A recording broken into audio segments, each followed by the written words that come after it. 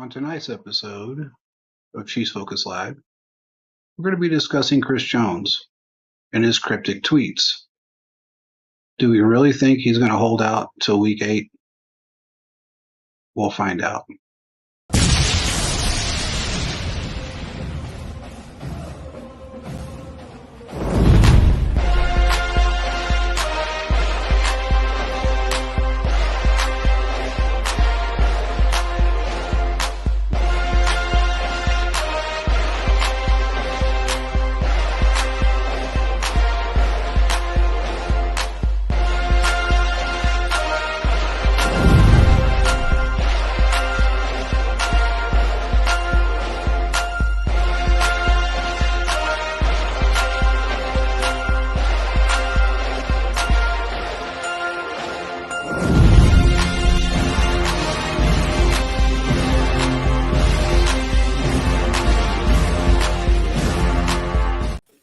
What's up, Chiefs Kingdom?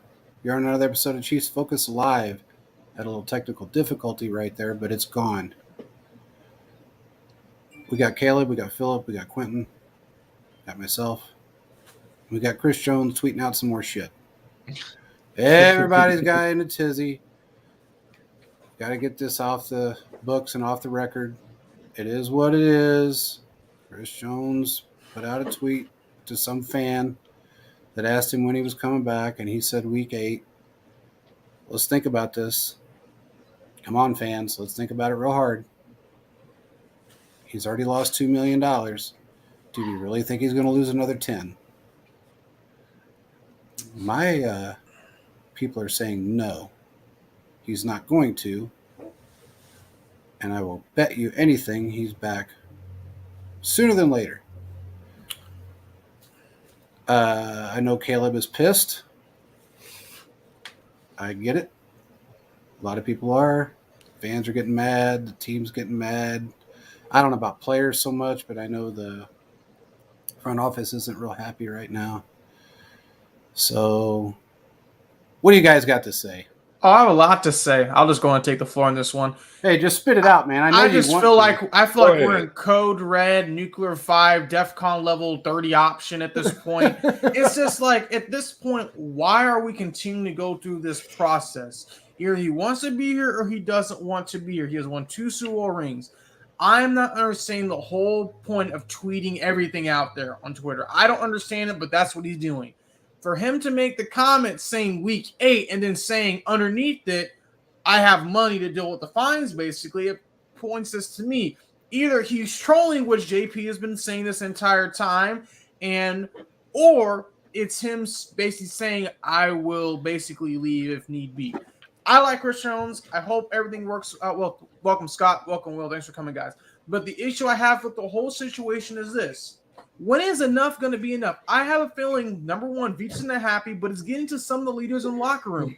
They have sacrificed money. They have tried to do many different things to try to fix these issues in the past. When it comes to Chris Jones and money, it's like, let me hold out a bunch of times. I like him. I think he's a great player. But I feel like certain times when people think they are bigger than the team, a.k.a. Tyreek Hill, you have to move on from them. It just makes no sense to me why you're continuing to tweet all this stuff. As a fan in his tweet, one fan then said something like, well, you've been an all-pro level tweeter. I'm not saying he's right. I'm not saying he's wrong, but I do bring it. It's an interesting point how he's been on Twitter a bunch, but not working with a team. Because if you say you love Kansas City, you want to be here for all your period of time and all these things like that, I have to throw up the woo red sign. Like, I've heard this old song and dance before. I don't know if you're telling the truth. It's been too many examples I've seen in so many sports groups. Every single sport that has happened. And at this point, I'm just throwing my hands up in the air. The Chiefs need to find up his backup replacement. I do not believe he'll be traded because when it comes down to the end of the day, why trade for him when you can wait till next year and get him for free? And that's something we can expand upon later. I agree. Oh, you agree with me? Because you were the last couple of weeks, we're like, oh, I don't think you're really right, Caleb. I think you're wrong. No, I agree with what you're saying. Look, man, that's Chris Jones. He's been doing it for 8 years. I mean, honestly, everybody reads so much into his tweets. I don't, because I know it's his MO, but most people read into his shit and then they get all butt hurt and, it's one of those things to where after a while, you just have to realize that that's just what he does. But here's the issue. No matter if that's his MO or he's being serious, the fans, I would feel like a large majority of the fans have taken on value where they've kind of turned against him, it seems like a little bit. They don't like what he's doing. I mean, I don't know if you guys agree with the process he's doing, but I feel like there's a large group is like, I don't like this anymore. This is getting ridiculous. Something needs to be figured out. There's a thing about that, though, Caleb. And what's up, everybody? Shout out to my people at the Self Advocate Coalition in Kansas, taking care of business, wearing my shirt. But there's the thing. Those same people who are complaining about Chris Jones, if Chris does report back, they're going to be the same people cheering him on. Oh, we love you, Chris, and all this other stuff. So it's the same old stuff. And let's not forget, it all started because I'm just going to say it. Some idiot writer who used to work for the Kansas City, starting out working for ESPN, made it into something that it really is, because Chris has already said on certain tweets that I read into is I'm still on a contract for $30 million. So, like, let's say if he does get a new contract or not, or if he wants more money, the thing is he knows he's making the money. And when the dude, I think he was being sarcastic. This is how I know Chris is just being Chris. When the dude said, well, you're going to be paying the whole big entire money by week 8. I can afford it. I know he's just being funny, and also, like, I do believe he can afford it as well. But I think also you got to look at it like this. I think it's the same thing. Like, if y'all remember the first Jets Hard Knocks, Darrelle Revis missed the entire thing. It was about contracting, but I really think it wasn't about the contract. I just think he didn't want to appear on Hard Knocks because he's like, I don't need Hard Knocks to distract me from continuing to be Revis Island. And I kind of think you got to also looking into it like that with Chris Jones. So you never know, man. And also, he's still having fun. And like, think about it. He's establishing himself just like Mahomes and Kelsey has. And it's like, I can see that's what he's doing as well, too. And it's like, I will be there with my team, but we'll see how it goes going forward. I got you. Quentin, you got anything on this real quick? Because I got a couple other things I'm going to say about it, then we can move on. Okay. I think it's ridiculous to think that he's not going to play the regular season. I don't think he's missing any games. I think it was too costly at that point. It's one thing to not show up to training camp and miss out on $2 million. It's another thing to miss out on 2 months of football and miss out on tens of, $10 million, $15 million, whatever it ends up being. So I think that's ridiculous. I also think that it comes to a point where you still have that want to compete. You still want to be here, and you're still going to make a lot of money regardless of what happens. Now, personally, I do think that my hope for a new contract getting done does seem to be getting further and further away from what's happening. But in regards to him playing this year, I have no worries about him missing any regular season time this year. Do you think now? What would your alarm rate be, Quentin, on a scale of 1 to 10? 1 being the lowest, 10 being the high. Let's say he misses week 1, then week 2. Like, let's say he missed the first game or 2. What would your alarm rate go in between a scale of 1 to 10? I mean, I just can't see him missing any regular season games. Okay. I really can't see it because it just doesn't make sense for him. Well, here's the thing, real quick. Spagnuolo said that, of course they have to worry about injuries because, there's a difference between staying in shape, and even though he's kept himself in very good shape, every year, it's not the same as football shape, as we all know. But he's going to have to work through that. So the only person that's going to hold him out of any games at all if he shows up really late is going to be Andy. I don't think that's going to happen. They're going to put him out there that they do, and Spagnuolo made it very clear there is a risk of injury when you don't, if you don't keep yourself in football shape. We don't know whether he has or hasn't. We don't know if he's been out there taking hits from college kids, if he's been out, what he's been doing. We have no clue. He's been in Miami. I think the closest thing we've seen him was working out with Dalvin Cook and just basically doing some footwork. That's the closest thing I know we have seen, and I think that's through Instagram. Well, here also look, man, just because you can afford to lose $8 million or $10 million or actually $12 million in his case if he stays out 8 games doesn't mean you're stupid enough to do it. I mean, it just is what it is. You can afford all you want, but when you have money, you want to make more. When you play this game, you want to make more money. It's going to kill his stock if he sat out for 8 games. Not just from a monetary standpoint, but from a value standpoint to other teams. Nobody's going to put an ignorant amount of money into somebody that feels like they can't even show up and play because of, a contract or whatever the case may be. What's up, Chiefs Live? How you doing, man? I don't see this happening. I don't think he's going to miss a single game. Now, will he be on a snap count? Absolutely. I mean, he would have to be at that point. You're not in game shape, unfortunately. What's up, Arrowhead News and Rumors Report? What's going on, man? Yeah, he's gonna be on a snap count. He's not gonna play. He's not gonna be an every down guy like he's been for the first few weeks, and that's to be expected. They want to make sure that he can actually go out there and perform and not get injured. He wants to go out there and perform and not get injured because he really didn't have an insurance clause or an injury clause in his contract. He's not going to get paid if he's sitting on the sidelines.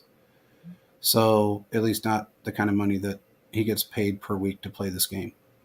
This season anyway.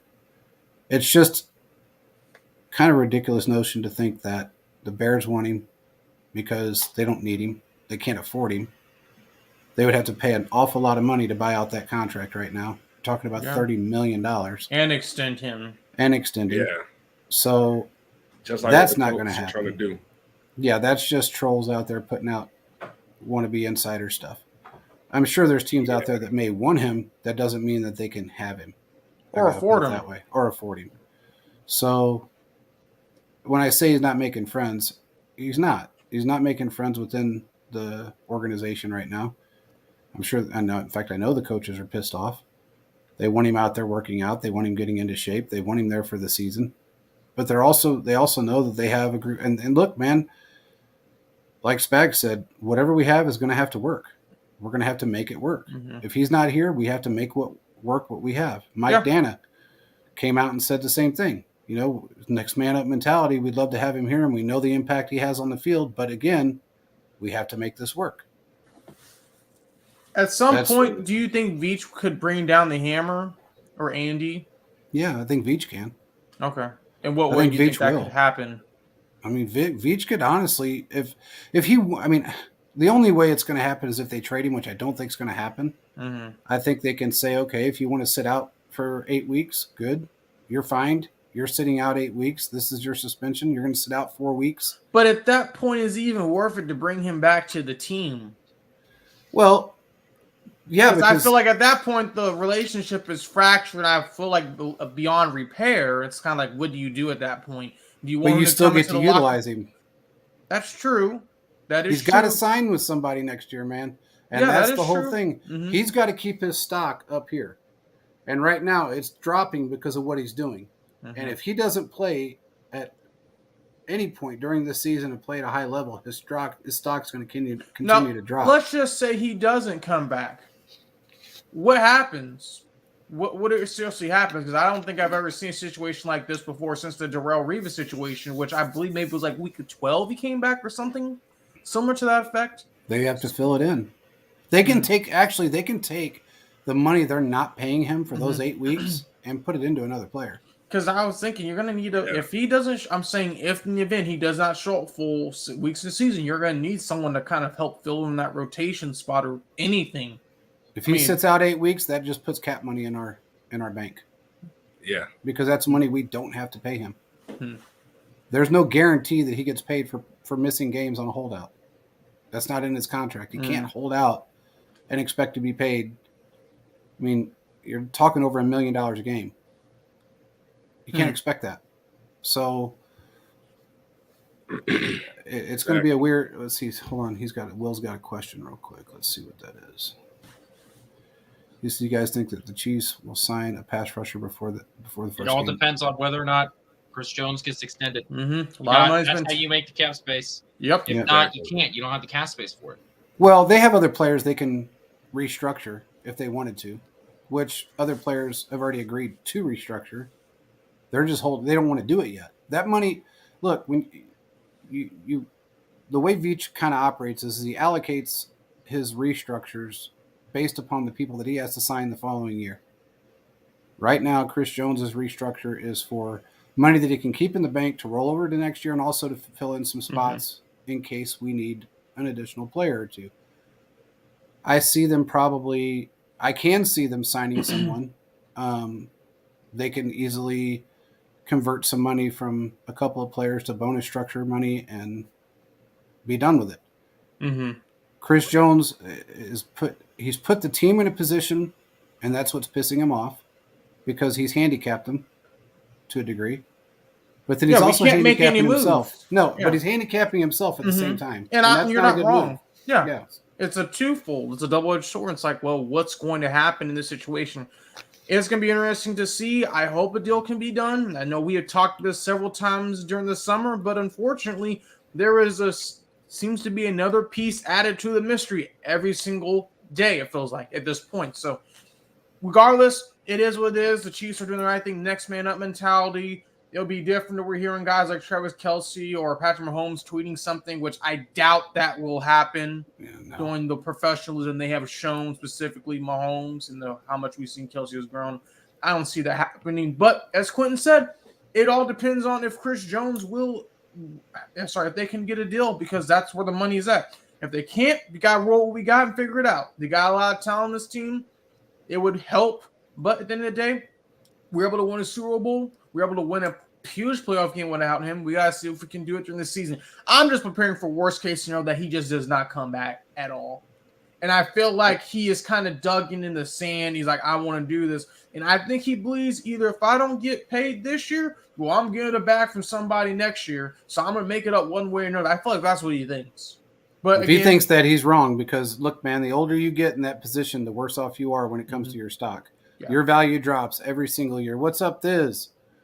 Every year your stock drops the older you get. So especially in that position, when you hit 30 years old, because what he's going to do real quick, when you hit 30 and you didn't play for whether it be 8 games or any games this season, nobody's going to think you're ready to play next year. You didn't take one friggin' hit this year. You didn't do one thing. And you're a year older? Hell no, man. Ain't nobody's going to sit there and go, well, yeah, let me just give you that, $28 million a year. It's just not going to happen. It's a different skill position group that you have to, you strike when the iron's hot and you get as much as you can because it's your last long-term contract. And that's not something he's doing right now that I think is correct. I think his agents are jacking with his head. And then also I do believe there's some worry that he might get injured in training camp or a preseason game, especially now since he missed training camp, most of it. But I wouldn't put much stock into anything he tweets because honestly, the dude has been jacking with people on Instagram. He's been jacking with people on Twitter. He's been jacking with people on Threads. Whatever social media he's on, he's messing with somebody. Well, JP, it sounds like you need to be the Chris Jones tweet translator. I think it's time for you to, every time he tweets, just go, Chris Jones tweets translator, just say what the tweet is. Yeah. And knowing him, he will probably interact. I guarantee he absolutely would. This is what Chris is really trying to say. What he's really trying to say is... Let me pull out the Chris Jones dictionary. And you might as well do this for every single player at this point. Everybody's doing something crazy. So they are. So it's just funny, but it's part of the game. So anyway, it's a business. People have to realize that. Joey Bosa's already planning on holding out till week 8. That's his, and which is stupid. Man, I would, if he was completely a guy that had never had an injury, and is severely underpaid and wasn't offered a decent amount of money, I would say, okay, it kind of makes sense. But this man's had injury after injury after injury.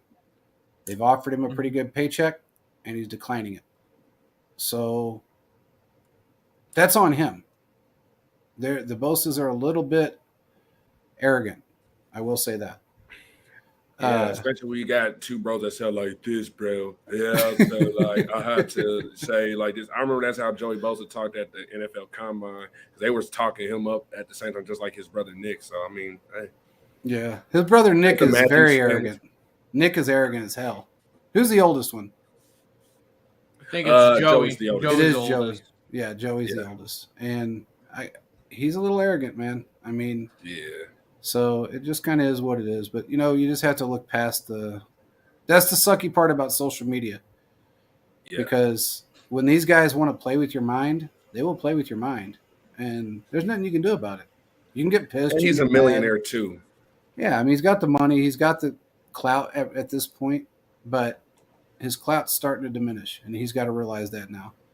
And I think he is. I think he's figuring it out. He's getting pissed. He gets mad when people tweet dumb shit back at him and, call him a traitor and this and that and the other and greedy and, all this other stuff. When they start doing those kinds of things, it gets to you. But if you were in his shoes, you don't know how you would react, I guess. Absolutely. So you got to put yourself in somebody else's shoes for just a minute and go, okay, wait, what would I do if I was Chris Jones right now?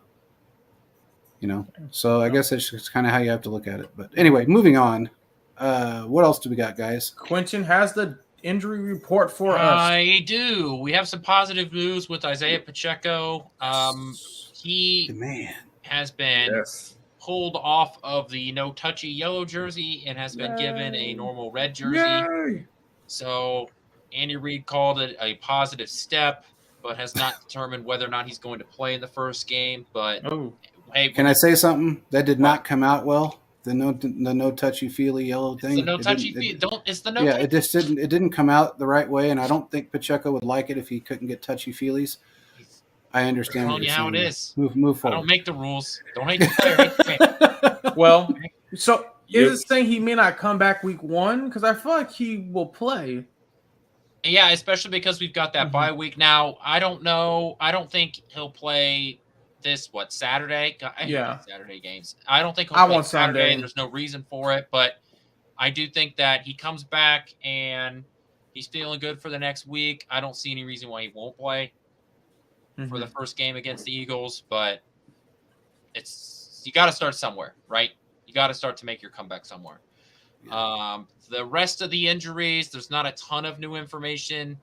It's just a continuation of some of the injuries. Defensive tackle Matt Dickerson has turf toe. Guys like Nick Allegretti, Kadarius Toney, Nico Ramingo, Nick Jones, L'Jarius Sneed, and Tershawn Wharton have all missed practice this week. Andy Reid said that Tershawn Wharton, his knee swelled back up after he started to go back into practice, and that Wharton's feeling good, but there's worry about the knee swelling. But I don't know. We'll see about that. That knee injuries are so weird because you can feel good about it, and then you put some pressure back on it, and all of a sudden it'll flare back up. It's like a soft tissue injury. If you're a normal person walking around, it's fine, but when you try and sprint on it, that's when or take any time to hit or fall on it, or and it's weird that your knee holds more water than it will build up more fluid quick than any joint in your body. I don't know. And that's it will. It's weird, but it will, because I didn't want to see you, Brad. Because it will actually hold up. It builds up fluid quicker than any joint in your body. So, I mean, we've seen this for years that players, they get knee injuries. Hell, even Christian talked about it. Every time his knee would start to swell up, they'd stick a giant ass needle in there, drain it. It would be okay after 4 or 5 days, and then he would get out there.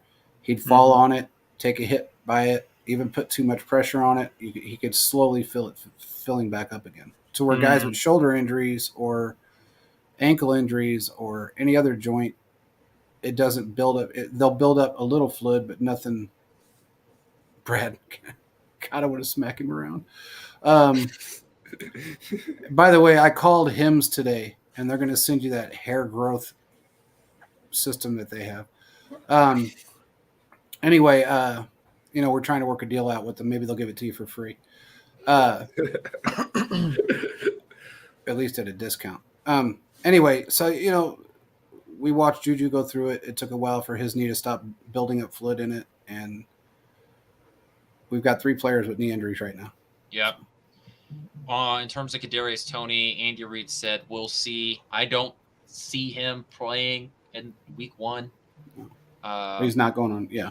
I don't see that. I also don't, honestly, with the way L'Jarius Sneed is gone. I don't see him playing week 1 either. Mm-hmm. I think this is part of the reason why we've seen Shamari Connor play so much in the slot this season. I think they're trying to see if he's ready to go. So, and now you got to feel positive about the way Shamari Connor is. Oh, yeah. We've talked about this. It's makes me feel good personally. But kid's killing it. Look, when you've got backup and you don't draft for need in the draft, you draft the best player that's available. You draft a player that you know can work in your system. Mm-hmm. This is the situation you put yourself in to where you're arguably, number 1 corner goes down. You have a guy with a very niche specific skill set. Well, you've got another guy right behind him that can replace that production. And so that's where Kansas City is right now. They have some injuries, but a lot of these guys should come back later in the year. And we're just in the spot right now where, because we aren't in the regular season yet, Kansas City does not have to be very honest or forefront with their injuries. So absolutely not. This is sort of the waiting game that we're going to play until the first week against the Lions, when they have to be way more upfront about what kind of injuries and give some sort of a timeline when these things are going to be all healed up. Yeah, it is concerning, but at the end of the day, I do believe he will come back in his role. Now, next year, will he be here? That's the $1 million question. Quentin says no. I agree with Quentin. The Chiefs drafted a year early to prepare for this situation. Same thing they did with Willie Gay for Leo Chanel. So, unfortunately, we really can't get attached to these guys that did a lot of great things, but from what everything looks, it just is not feasible with the market. They're probably going to want money-wise what the Chiefs are willing to spend. You can only do so much in order to try to repeat a Super Bowl. I mean, the goal this year is Super Bowl or bust. And the Chiefs are pretty much in the AFC Championship game or Super Bowl at the Arrowhead Invitational. So it's been a pretty good go for the last 6 years. Yeah, and that's the thing, too. You got to take into consideration, I agree with y'all as well, too. I think Chris might not be back next season because you got to take this into consideration. Brett Veach is such a sports economics genius wizard that he takes the same approach that you've seen in the movie Moneyball. That's one of my favorite movies of all time, sports films as well, with Friday Night Lights and Remember the Titans and all those others in Space Jam. But anyway, he takes those aspects where you just find those players. Let's say Chris is not here. You've seen Matt Dickerson. You've seen Daniel Wise. Shout out Daniel Wise, Rock Chalk Jayhawk, buddy. There's also Derek Nottie. You see Keandre Coburn, who has dominated so far. He's almost like, no offense to Derek Nottie, but Coburn is looking like he's going to replace him very soon as well. You also can't forget Spags always utilizes the NASCAR package, where he has his edge rushers go on the inside. So you got your 2 pure outside guys where, like, you also got to take into consideration, too, Charles Omenihu is going to be suspended for 6 games as well. So that's not only Chris you got to worry about. You got to worry about a guy who is the versatile guy, who's your base Leo outside, left outside defense end on the left, who also kicks inside of the 3 technique with Chris, and that's what we were supposed to see. But now where you see 2 of your interior guys are not going to be there, and plus on those passing downs, you got Mike Dana. You saw George Karlaftis also play on the inside in those snaps against the Cardinals, and that's what I wanted to see, because when he was in that position, playing the 3 technique and also playing the base left defensive inside, that's what made him an All-American coming out of Purdue. And I feel like that's what this is a great thing, too, is I think Chris is also saying to them, like, this gives the other guys in that locker room another chance to prove themselves. Like Danny Shelton, I think he's revitalized his career. And also you got to take into consideration, we got the best defensive line coach in the National Football League. Absolutely. Cullen, man. Like Joe Cullen, he doesn't get enough credit. Like before he came to Kansas City from 2016, 2020, contributed to the number 1 defense, bro. Sorry, man. I had to put this up there real quick. This popped off and said Hims has samples. We're going to have to order some for Brad. He said Hims has samples. That's good stuff. I'm sorry. I didn't see it at first. That's good shit right there. Thanks, Thiz. I needed that, bro. Gotta love this. But you're right, Philip. Right. You're right, man. And one thing you did say, you brought up a player that a lot of people were doubting, and that was Danny Shelton. He looked really fucking good. I mean, he looked good. He looks better he wasn't like in the pass backfield. Than he ever did in his career. He was more as a pure effective run stuffer, especially being at 330 pounds. But I feel like he's definitely tread some pounds off, and that's why he's moving quicker. And he looking like Dontari Poe out there, to be honest. Like this Danny Shelton or Dontari Poe. Do we think he's going to throw a pass in the game? Is he going to run for it? We've seen some videos on Twitter. Okay, he might do something this year. You never know. He might put him at fullback. You never know. Can you imagine that big ass dude at fullback? Oh, dude, it's like a bowling alley. I mean, it would be horrid to watch. But I agree with that, Philip. And you brought up another player, and I can't think of his name right now, on the defensive line that really stepped up. Felix Anudike-Uzomah is looking like he's going to be that all rookie edge rusher for us. He's showing some very good ability as a great speed edge rusher. His bend is the best of any edge rusher coming out of this draft class, and that's the number one trait for a successful edge rusher is the bend, to have the flexibility to get around, and he could do it, especially bull rushing too. I've seen in the last 2 games where he's affected quarterbacks to make errant throws, like that Halassi interception. A lot of you guys don't know that was caused by FUA, if I'm not mistaken. Gotcha. And also, man, I'll get to Halassi later, number 12 at corner, because I like that dude, man. He's good. Yeah. And also it gives Truman Jones an opportunity to showcase his skills, and also Malik Herron's also making a name for himself. Where he's like, "Hey, man, I'm not giving up my roster spot yet, but we probably could say that one person that's the odd man out among this group, Joshua Kane, though, at this point." Yeah, he hasn't been able to get on the field. He's unhealthy. I had high hopes, but it looks like he's the odd man out, kind of like Breland Speaks. Maybe they keep him in for depth, but just has been no progression in the last year or two, and that's concerning a little bit because you would thought he would have had something. It's kind of, I don't know, it explains a lot and just show a lot of different things, but hopefully they can figure it out. But let's throw out one stat real quick. Philip brought this up. There, people were bitching about the defensive line and lack of pass rush. Apparently, in 6 quarters of play, they allowed 19 points. Since the Chiefs were down 17-7 to the Saints, 17-0. 17-0. That's how many points they have scored. 55 points, and just allowing just 19 total points in the last 6 quarters. We are in mid-season form, and it's just preseason, but and the fact that all 90 of the players have played well, it's like the first time I've ever seen in not only in the Chiefs' history, but probably of any NFL team in history, especially not even seeing that from a consistent 24-1 Baltimore Ravens team who considers preseason as that tells you, like, y'all not that serious about a Super Bowl. Who cares about preseason records, man? If they had a trophy, man, I wish they had a trophy for it, but they don't.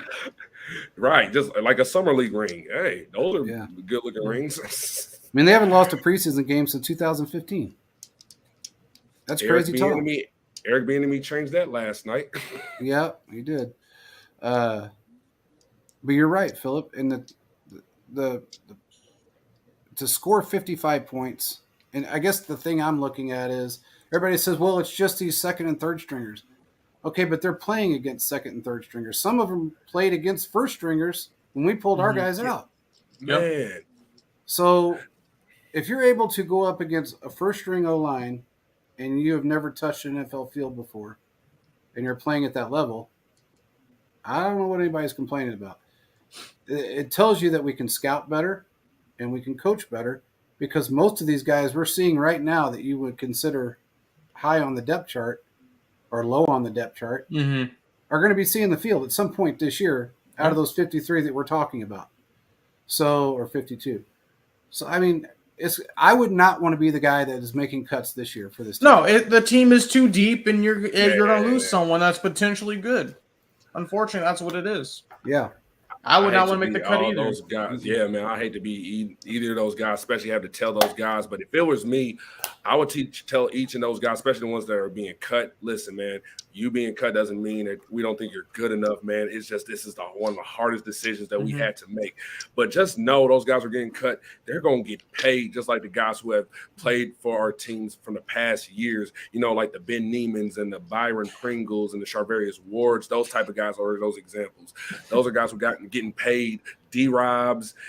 Yeah, I gotta bring you up said a lot of D-Rob. names that were just paying Quentin and I. You guys saw. I mean, I'm just saying, like, even Marcus Kim and Andrew Wiley, these are individuals, even though we have talked what we said about them, they're still getting paid. And that's the same way you got to look at some of these players, these other players who are not going to make it. The other, I would say, 37 players who are not going to make the roster, especially, but 16 of those 37 are going to be on the practice squad. So, I mean. And then you can put up to 4 on IR. So. Yeah, that's what I was going to say. You could put like guys like Nick Jones and a couple others on IR. But Philip, you said 3 to 4 names that we did not like: Ben Neiman, Andrew Wiley, and many others. So, that was a question. There will be some laughing and some cringing at that. So, just want to let you know. Yes, Will. I want to answer Will real quick. Yes, we are keeping 7 wide receivers. That's a give. That's what we're doing. Is Nico Ringo one of them? Fullback, you're only going to keep 3 tight ends. Mm-hmm. Yeah, I don't think you're going to see. And I got to tell you, I wouldn't. There's a dogfight going on right now between 2 tight ends, and I think don't be surprised if you don't see Blake Bell on this roster. I think it's Kelsey, Gray, and Bell. I don't think Matt Bushman. Matt Bushman's pretty damn good. I know. I don't know if he's shown enough to make it on the roster. Look, the decision is easier because you put Jody Fortson on the IR. Yeah. Right, and he's done. So the decision becomes easier. Then I would probably, I don't know. Matt Bushman to me seems like he has a lot more upside. I know what Blake Bell is, and so it's always on those back end roster guys. Sometimes it's easier to say go with the unknown rather than the Blake Bell, because Blake Bell doesn't provide me with a lot of. Just like I want to see what he has. He's a good blocker. There's no doubt about it. And he's sneaker. And here, actually, let me rephrase that. If we get rid of Blake Bell, no more of that tush push crap that they do or quarterback sneak they do with. You know what? Fire his ass. I don't want to see him.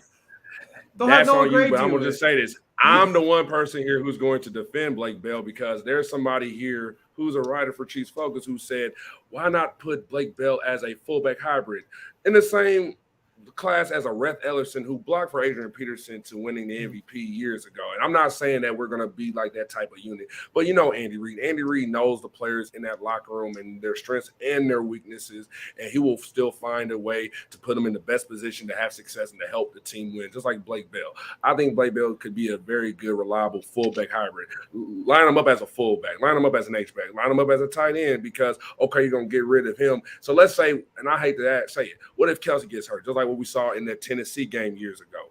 We all know that everybody's going to be running around like a chicken with their heads cut off. Like, oh my gosh, how are we going to find and replace Kelsey? Like, that's the real question. Then Jody's on IR, and all you still have left is Noah Gray and then Matt Bushman. And then Kendall Blanton. Kendall Blanton still has that talent, but we still haven't seen the consistency that he can make those catches and also follow through with those blocks. You know, like those are those things that you just want to see. You know? And that's what I like about Bushman is he can block, he can catch, there's a lot of things he can do. But you know what? You brought up a great point, Philip, because we're not going with the fullback this year. So, which is the first year I think Andy Reid's. Yeah, I mean, this is like the first year I think Andy Reid's not had a fullback in his career. So if you do, and I know Quentin hates the fact that you use Blake Bell as a fullback, but it's what you're doing is you're opening a roster spot for a guy that can actually play fullback if you keep him on the roster. Hate bad plays. But it's not a bad play if he gets the first down. Effectively a bad play. But the bad play call. Multiple bad plays. How many times has he had the bad play call? And going back into last year, why do you the Chiefs were like the worst short yardage team in the NFL? Yeah. But he wasn't the reason. Exactly. So it wasn't Blake Bell causing that. You want to keep running the quarterback sneak that everybody knows is coming, and you can't get it. We never run the quarterback sneak. We do when we ran it like 4 times last year. But he's not a quarterback. But he's not the quarterback. What I'm saying to you is, if you keep him in there and you put Blake Bell on the back, and then you try and dive in between, that's a trick play though. I'm talking about using him as a true fullback in position in certain schemes. You can make it work because he can bowl over people. He's a strong dude. I'm not saying what it did was, even just say if Blake Bell or if it's Matt Bushman gets put on the practice squad, okay, whatever. It is what it is. The good thing is that they don't have to go through waivers now. They can automatically go to the practice squad. So you put that guy on the practice squad, whichever one it may be. You get an injury, you got a replacement. But my point is that either one of those guys can come in and play and make a difference on the field. The difference between Bushman and Blake Bell is that Bushman's a better tight end. He's an all-around, more athletic tight end. He's made that very clear. He's shown it on the field. He's made some great catches. He blocks very well. He doesn't do stupid blocks. He doesn't do the George Kittle, but yet he's effective when he plays. I like the way he plays the game. I don't mind Blake Bell. I just don't think he's the most effective tight end in a passing scheme. So if you're going to keep a guy like him and you're going to open up a roster spot by eliminating a position, why not utilize him for that position? Because it's not hurting anything.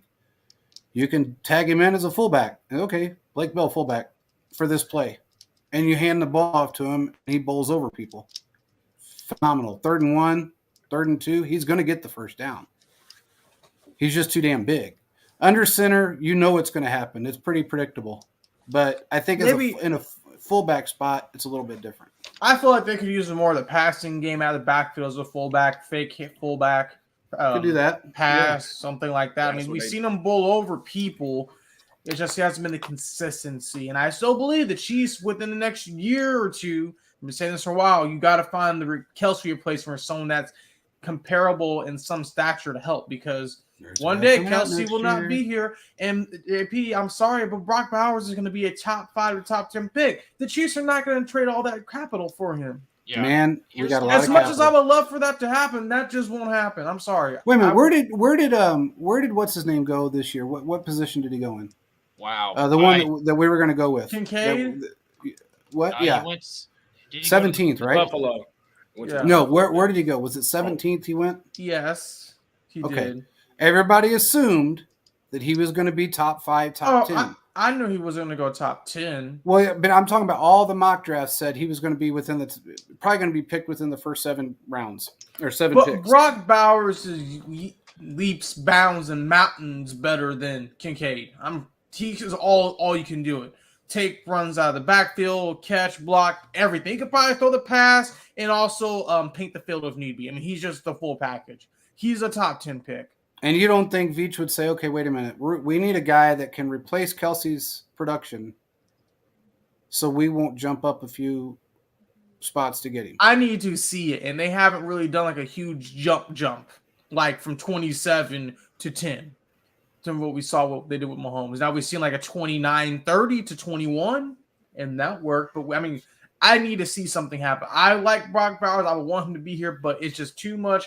And the Chiefs love their draft capital. I don't see them just doing that. That's just me.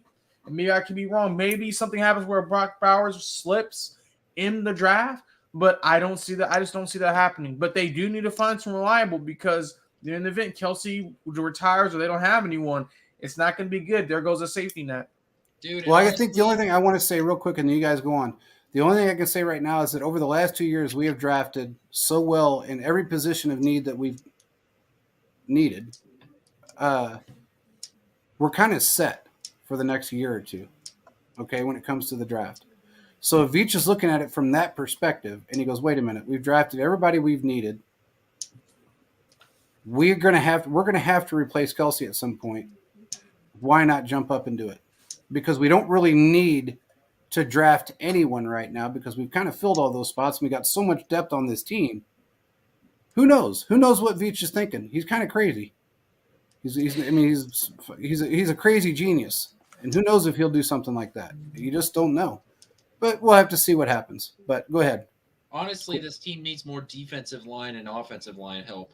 We're gonna need a new tackle next year, because Donovan Smith's only going to be here a year, and I need more pass rush. So I need a first-round pick next year spent on a defensive edge rusher / nose tackle, and I need a new tackle. That's fair. How do you know they won't re-sign him next year? Donovan Smith. Because I just assume that he's going to get a fat contract somewhere else. Plus, you're going to need to re-sign guys like Creed Humphrey and Trey Smith coming up. So I need to get cheaper overall on the offensive line. I can't spend all of my money on the offensive line. I can't have a $50 million payroll on my offensive line. So the other thing is that with tight end / wide receiver, you really almost have to look at them as one unit, because when you have a superstar quarterback like Patrick Mahomes, I can have a mediocre wide receiver group if I have a superstar tight end. And the reverse is true as well. If I have a really good wide receiver room, I don't need to have a really good tight end. So if Kansas City views that as one room, which we know at least the fan base and to some extent the team does, because they didn't go out and spend a whole bunch of investment in the wide receiver group because we have a Travis Kelce. So if you can go ahead and continue to spend later-ish round picks, mid-round picks at the wide receiver position and find yourself a guy, then you don't need to have a superstar tight end. Maybe Rashee Rice turns into that. Maybe Kadarius Toney, as long as his legs don't turn into pillars of glass, then maybe he can be that guy. So you don't need to fill that Travis Kelce role because you have a wide receiver group that you have more opportunities to fill in. I need more offense and defensive line help coming into this next season. Well, we're going to have to see what we got. We got a lot of depth on both sides, but I don't know. I don't know that I agree with half of what you're saying on the wide receiver group. I don't look, man. People have said it. I don't know how true it is, but Kelce has been a pretty damn good security blanket, and there's there's so much chemistry between the two, and he's so relied upon. It would be hard to say, okay, I don't need a superstar tight end. Because what we've seen, other than the fact that Jody Fortson has caught some really good passes, and maybe Noah Gray's caught a few good passes, nobody has stepped up when Mahomes has no one to throw to like Kelce has. And here's what I would say to that, is that it's not like during all 20 years of Andy Reid's NFL career, he's had a superstar tight end. Mm-hmm. He can build an offense around any sort of offensive weapons. So if you don't end up having a top-tier tight end, but you have a lot of really good wide receivers, we know Andy Reid can build an offense around that. So whenever Travis Kelce is done, I'm not worried about this offense moving forward. I've got Patrick Mahomes. I've got Andy Reid. We can make it work. I need the guys to protect Patrick Mahomes, and I need the defensive linemen to go get the other quarterback, because I know that I'm going to be in a shootout every single week. That's true. What's up, Danny? You're a little late, but that's okay. We've been talking for a while, but it's okay, Danny. I know things happen. Brad, you said still no love for Justin Ross. Man, you know we love some Justin It depends Ross. on who you're asking. The three of the four of us love that dude. There's three of us on this group that know he's a lock. The other one thinks he's, practice squad material. He thinks he's trash and ain't no good. That he just thinks he's just there, but whatever. Anyway, and even also down for Rashee Rice on the roster gets a Super Bowl ring. Okay. Oh shit! I love this fucking show. No matter how much pain I'm in right now, I'm laughing.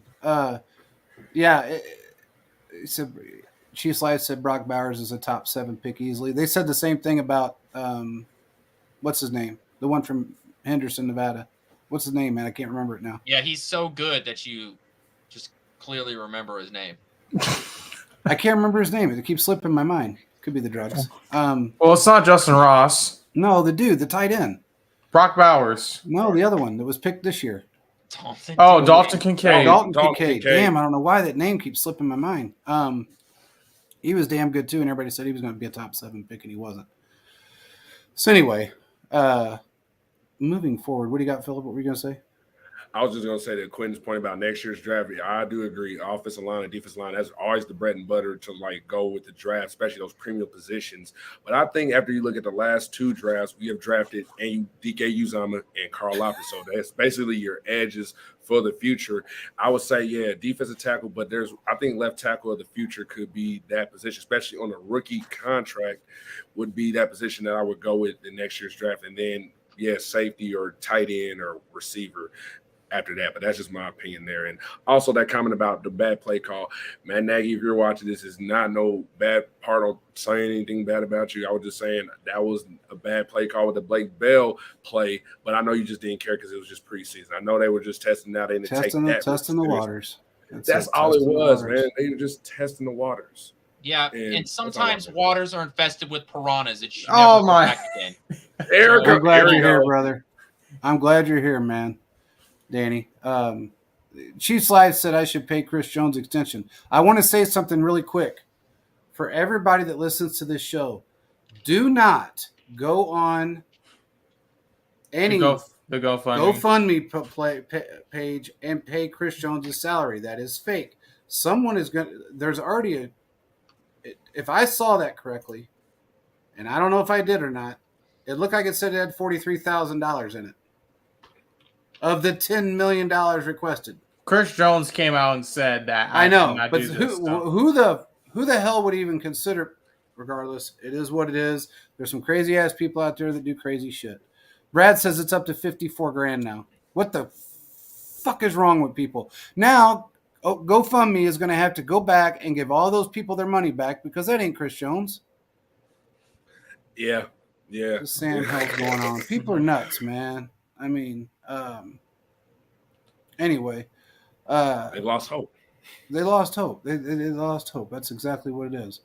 What else we got, fellas? I do have kind of one more topic before we kind of end out the show, and this is kind of what are your guys' thoughts on this team going to the last preseason game? I know it's kind of a little early on this topic. We could just barely touch on getting more in depth on Thursday for those who are going to be listening and watching then. But how much do we expect the offense to realistically play? And then what is one player you think that has to save their roster spot? So let's go on and do that first part. How long do we think that the first team offense and defense are going to play? If you had to get, is it a quarter? Is it a couple drives? Just what are your guys' thoughts on that?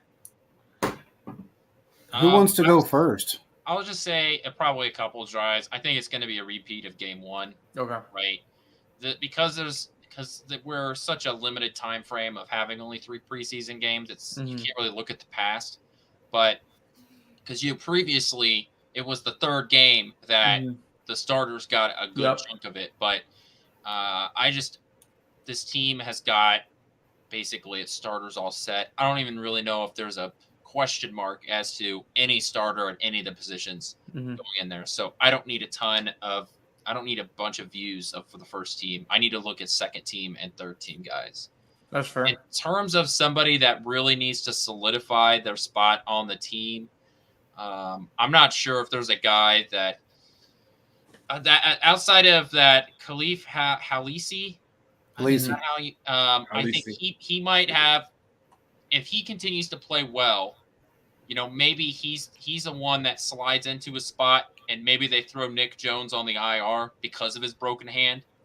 Right. I agree. So if he balls out again, then maybe the Chiefs just come to the conclusion that that's a decision that they make.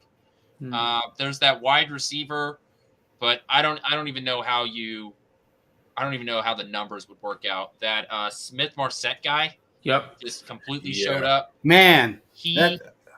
Maybe he doesn't get to his spot on the roster, but maybe he saves himself a spot on the practice squad, or because he plays so well, he ends up staying in the NFL in general. Yeah. But those are the guys, just at least at the top of my head, that I can think of that have at least solidified their spot in the NFL. Okay. Hey, can I tell you something, Quentin, about Ihmir Smith-Marsette? If you looked at his film from Iowa, he really didn't have any good quarterbacks. So what you saw on Saturday, he showed you why he's happy to be with the Chiefs and finally show his skill set. So in my opinion, if he doesn't make the 53-man roster, I think he is on this practice squad again, but they're going to protect him like they did Shane Buechele in 2021. And I just see that with Smith-Marsette. I don't know if there's really any. Well, man, ain't nobody talked about this. Who knows? Because we all know Andy loves veteran quarterbacks. You got Blaine Gabbert, but are we ready to talk about the backup quarterback controversy between Gabbert and Shane Buechele, or are we just watching Andy just giving Buechele more of an opportunity? That's another thing that I'm looking at. And I'm just going to say this for everybody here too. Deneric Princeton's not going anywhere because, first of all, it don't make no sense to cut a person who you're guaranteeing more money that you guaranteed Isaiah Pacheco last season as a rookie. And that's saying a whole lot right there. Agreed. So I'm just saying right there, man. But I mean, if there's somebody who really needs to solidify themselves, I think you need to watch Matt Bushman versus Kendall Blanton, the tight end position there. And also the D tackles, especially I think Danny Shelton solidified himself, but look at Daniel Wise or Matt Dickerson, whoever goes at it there. Those are those two guys I feel like they got to really prove themselves because you saw Daniel Wise, my guy from KU, who started with the first team in the Cardinals game, and then you saw Matt Dickerson, and I didn't see him until late in the fourth quarter. So, I mean, those things you're looking at too. And Halassi, oh my gosh, number 12. That's the thing why I got to talk about him, man, because you got a guy who's 6'1", 194 pounds, very similar build, just like Charvarius Ward, who was also undrafted. And Brett Veach traded for him from the Cowboys. So, Cowboy fans, sorry, Brian, my boy Brian Hayer, I don't know what y'all was thinking about letting us take Charvarius Ward from y'all. Rest is history. But Halassi, one of the best zone corners coming out of college football last season, coming from Western Kentucky. And right now in Pro Football Focus, he's one of the top 5 best zone corners, even in limited capacity in zone coverage. It's just insane. There's a guy that made James Washington, who was the Biletnikoff Award winner from Oklahoma State, getting cut by the Saints because he picked him off with that and one highlight reel interception. And then number 83 from the Cardinals, who has like 4.3 speed, and Halassi's like a 4.5 guy, and he shut him down on that 4th and 9 that was turnover on down for the Chiefs in that game. So that's very impressive. So those are my guys that's on my mind going forward. Okay, I'm going to tell you one player that I think really stood out on the defense, and if he plays well, he's probably solidified his spot, and that's Colburn. People are forgetting about him. He played extremely well in that game. He was right there all the time, knew his role. Looked like Colin Saunders, bro. Yeah, that's who he's a bigger Colin Saunders. That's exactly who he reminds me of. He's just a bigger Colin Saunders. And I feel like he's solidified he really did a good job this last week. And if he plays the same or exceeds that this week, you might see him on this roster, especially with the whole situation going on. He is a great player. He's got a lot of talent. He's not really that raw. As much as people want to say this is raw talent in some areas it is. He's not that raw. He's got a lot of skill set, and he's got a very high football IQ. There's one of a few things I want to get to really quick. And, well, by the way, the one person that I think this is not a rookie, the other person I think that needs to probably solidify his position is Clyde. I feel like Clyde's still on the fence, and I feel like he's that guy that's the odd man out in the running back room. I still feel that way, and I'm going to feel that way for a while. Danny said, what's your position on Chris Jones? Forget about him until he shows up, because that's mine. We talked about it before you got on the show. Ignore the crazy tweets and all the shit he does. Look, man, it's just part of Chris Jones's persona. He's done it forever. I wouldn't be concerned with him not playing. The whole Week 8 thing it's just a troll. He's not going to lose $12 million. And that's what he would actually lose by not playing 8 games and then also not playing or not participating in preseason or training camp or preseason for that matter. So I wouldn't even put myself in that role. Brad said, I'm pretty sure Mahomes won't play. He hasn't played last year, or he didn't play last year in the third game. Well, the difference is that we got a lot of young players that may end up playing on the first team with Mahomes or getting a lot of snaps from Mahomes. We may want to see what he does with some of these younger guys. So I feel like he might play a full quarter and put some of those younger guys in to see what they can actually do with Mahomes on the field.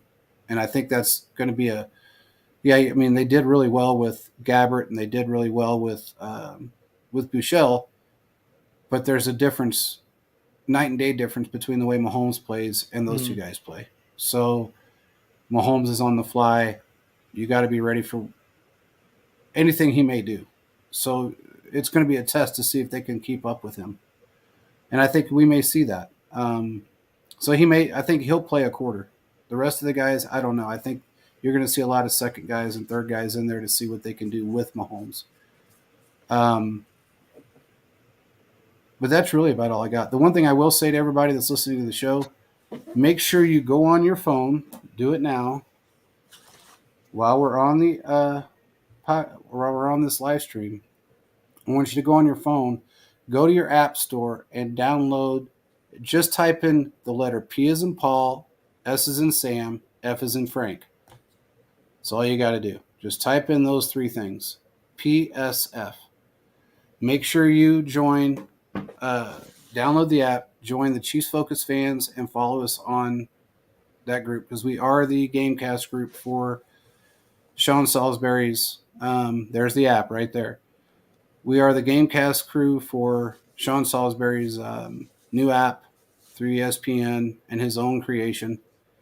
And we're going to be doing that for 17 games, including the playoffs. So make sure you download the app. This is like the Manning Cast, but unfiltered. And we're going to have some media on and or former NFL player on every week. It's just going to be a really good time. You'll have a blast. And it's live game play-by-play through the entire thing. And whatever anybody wants to say, they can say. Because you know what? That's what he wants. He's unfiltered. I'm pretty damn unfiltered. And we can be... What's that? Said I'm a saint. And Quentin, he just never says anything wrong. And he's like, you know, when he gets off of here, he puts his collar on and then he goes and does sermons. Yeah. But, you know... but it's just a really good app, and Sean put a lot into this, and I, extremely humbled that he even asked to have us do this. So make sure you join it. It's really cool. It's Spaces and Discord and everything else on steroids. It's audio and video, so you're going to see whoever you're talking to. We can see you if you want. While we're watching the game, we can go by what we see. We can do all kinds of different things. It's just a really cool thing to be on. It worked really well with MLB, and it's going to work really well with the NFL. So make sure you join that. It's free to join, and you'll enjoy it. That being said, what's up, Arrowhead Chiefs Podcast? Where you been? You fell asleep. The show's over. You can go back and listen to it, though. We're going to come back again on Thursday at the exact same time and talk some more crap. But and by the way, on the PSF app, we will be doing a midweek show. So there's going to be every game and then a midweek show that we'll be doing. So there's going to be a lot of different personalities on there, and it's going to be fun. With that being said, I don't think we got anything else. We appreciate everybody for joining. Philip, thank you again for coming on. Thank you, Philip. And thank you, guys. We will talk to you guys again on Thursday. Peace out, everybody.